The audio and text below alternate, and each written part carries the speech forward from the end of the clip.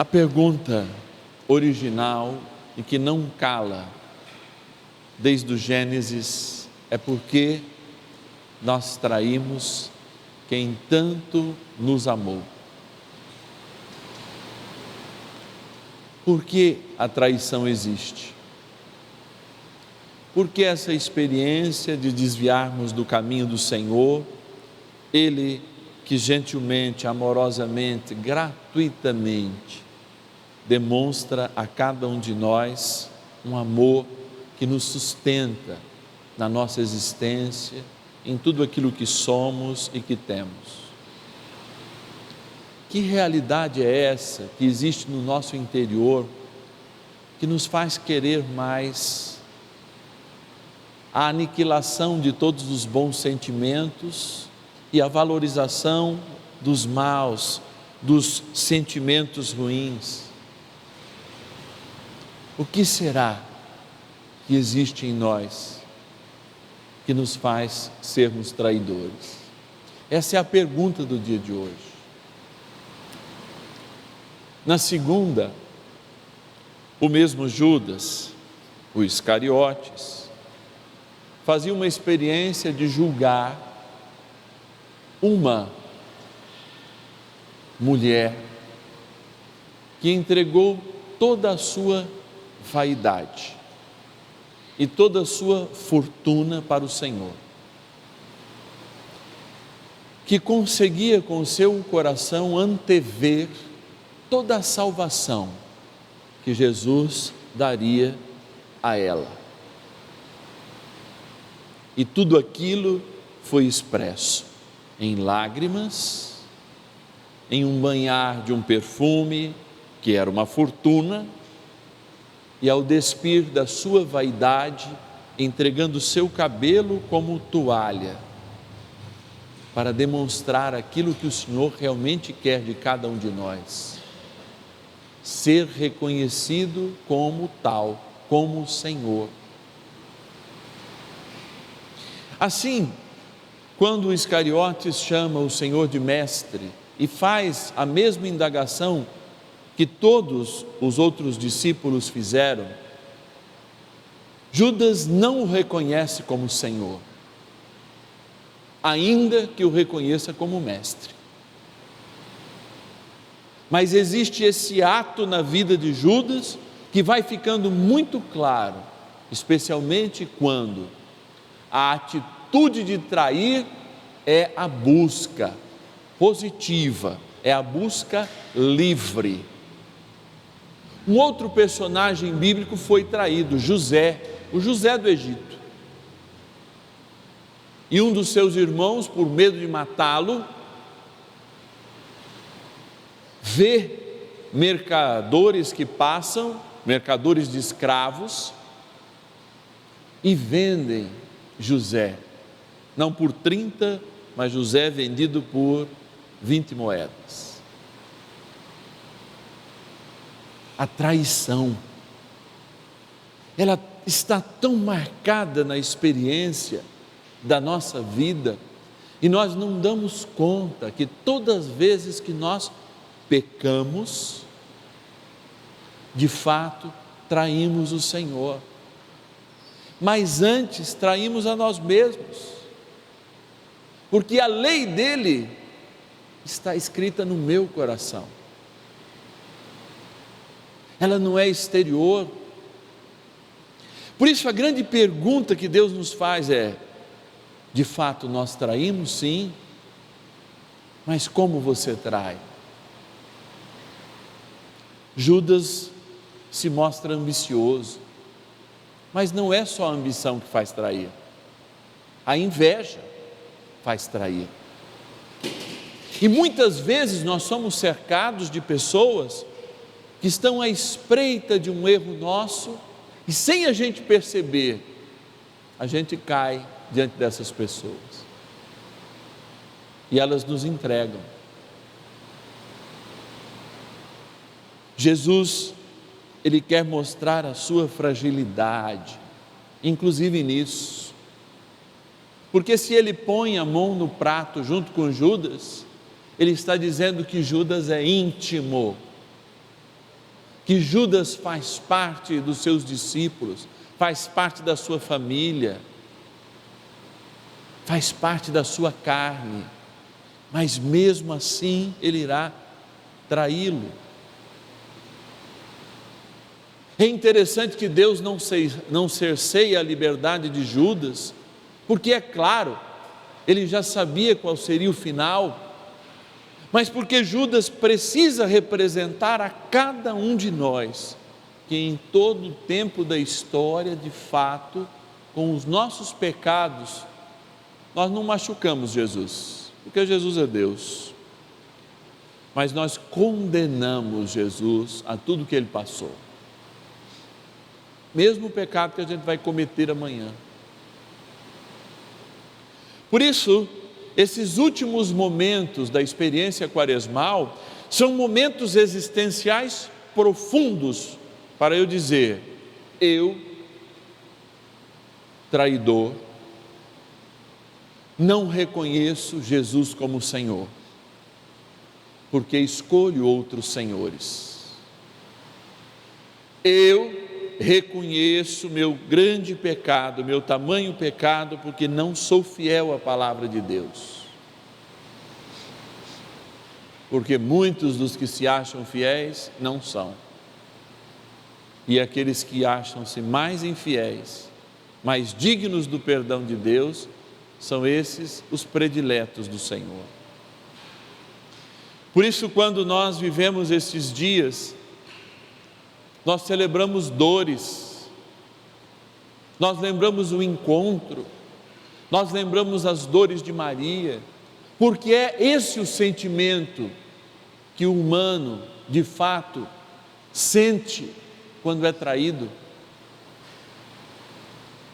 E diga quem já foi traído por um amigo, pela esposa, pelo esposo, qualquer tipo de traição, por alguém que confiou, por alguém que empenhou, por alguém que deu a palavra. Mas nós nem estamos falando só desta traição. Nós estamos falando de uma traição que gerou a morte. Numa traição de um inocente, de alguém que só fez o bem. E por pior que tenha sido a minha vida, ou a vida de Judas Iscariotes, eu ainda sou sustentado se eu existo. E por isso Jesus, através de Mateus, manifesta essa lembrança do hagiógrafo, do escritor bíblico, que diz assim: melhor seria que nunca tivesse nascido, porque quem trai a Deus é como se ainda não tivesse vida. Por isso, amanhã, o Senhor vai nos convidar a um mergulhar muito profundo nesses 3 dias que são o domingo do ano. Na refeição de amanhã à noite, Ele institui um sacerdócio que é comum a todos nós, não é apenas o sacerdócio ordenado, mas um sacerdócio de perdão e de misericórdia, de fazer-se servidor dos outros, não julgador. Amanhã, igualmente, Ele não pede para nós sofrimento, e que nem a gente repita o sofrimento. Eu tenho dito isso aqui inúmeras vezes, mas Ele vai pedir que o que seja repetido é justamente a mesa, o banquete, a Páscoa, para lembrar a sua morte, para lembrar a sua ressurreição e para lembrar o quanto nós fazemos parte de tudo isso hoje, ao celebrarmos esta Eucaristia, que é experiência pascal. Depois, o Senhor vai nos levar silenciosamente à experiência da cruz, sem encerrar o tríduo pascal, entre a ressurreição e o jantar, a mesa que nós repetimos, a experiência da cruz. porque lá o corpo que ele disse que vos será dado em favor da nova e eterna aliança será entregue totalmente. E não sobrará uma gota de sangue que não foi entregue para quem o traiu, mas para quem o Senhor, mesmo traído, muito amou. E esse silêncio vai preencher, por incrível que pareça, preencher com o vazio, até que na madrugada do domingo, já por ocasião do sábado, a gente não encontre mais o Senhor aprisionado na morte que nós o condenamos, mas livre para dizer a cada um de nós: venham comigo, porque pelas coisas ruins que me destes, eu as transformei em vida. Pela traição que fazestes a mim, eu a transformei em vida. Pela morte que me destes como ser humano, eu a transformei em vida e em vida plena. Por isso é muito importante que a gente silencie o nosso coração nesses 3 próximos dias. Que a gente repita as coisas de antigamente, especialmente para as nossas crianças. E não seja hipócrita de fazer aquela festa com bacalhau na sexta-feira. Não seja hipócrita de comemorarmos as coisas nesses dias, porque não há o que comemorar senão a nossa salvação. E vejam, sexta não é um feriado, nem sábado nem domingo. Sexta é um dia da paixão, da entrega de um Deus que se fez totalmente um de nós e sofreu inocentemente as dores que merecíamos para que tivéssemos vida e vida em abundância.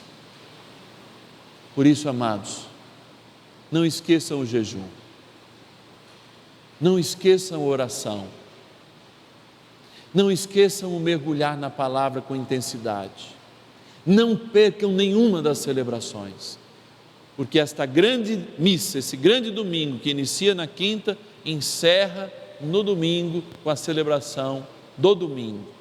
Não é do sábado à noite também não, é do domingo. E eu exorto a vocês que esse mundo precisa de passar da morte à vida, para que a gente não assista cenas como essa se repetindo, porque não fomos fiéis ao que o Senhor nos ensinou. E eu não estou dizendo de um pietismo pesado que havia no passado, e de pessoas apontando o dedo porque a gente não vivia esses dias, não estou dizendo isso não.